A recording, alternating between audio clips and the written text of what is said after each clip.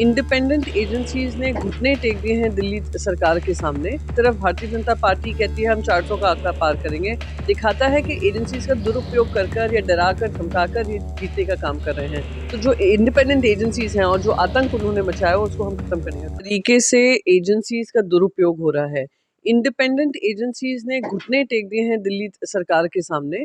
ये बहुत ही निंदनीय है। केंद्र सरकार एक तरफ भारतीय जनता पार्टी कहती है हम 400 का आंकड़ा पार करेंगे, दूसरी तरफ इस तरीके से जो माहौल बनाया हुआ है कि विपक्षी दल के नेताओं को चुप कराने का कोशिश करते हैं एजेंसीज के माध्यम से। कांग्रेस के ऊपर आईटी नोटिस भेजे हैं, केजरीवाल जी को अरेस्ट किया है, दिखाता है कि एजेंसीज का दुरुपयोग कर या डराकर धमकाकर ये जीतने का काम कर रहे हैं। तो उसके खिलाफ हमने ये रैली रखी है जिसमें इंडिया अलायंस के जो भी मेंबर्स हैं वो सब सीनियर लीडरशिप उसको आज अटेंड कर रही है दिल्ली में, और वहाँ से एक बड़ा संदेश देने वाले हैं देशवासियों को कि अगर वो हमारी पार्टी पे भरोसा करके हमें वोट करेंगे तो जो इंडिपेंडेंट एजेंसीज हैं और जो आतंक उन्होंने मचाया उसको हम खत्म करने का काम। देखिए, गिरीश महाजन जी को जरा झूठी अलायंस पे ज्यादा ध्यान देना चाहिए, अपने गिरेबान में झांकना चाहिए। कभी जाकर राज ठाकरे जी से बात कर लेते हैं, कभी जाकर किसी और से बात कर लेते हैं। अब तक ना उनकी सीट्स का बंटवारा हुआ है, ना किसी को पता कि आजकल शिंदे जी कहाँ हैं।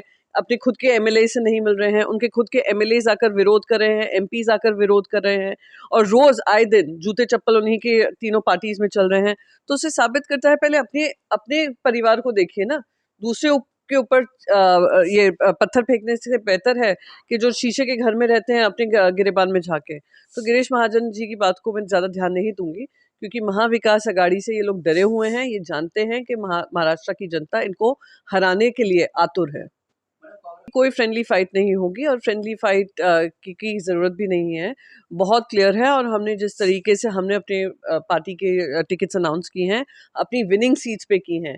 इतनी हमारी विनिंग सीट्स हमने कांग्रेस के खाते में डाली है, चाहे वो अमरावती हो, कोल्हापुर हो, रामटेक हो, हमने उनके खाते में डाला है अपनी जिम्मेदारी समझकर अलायंस को लेकर।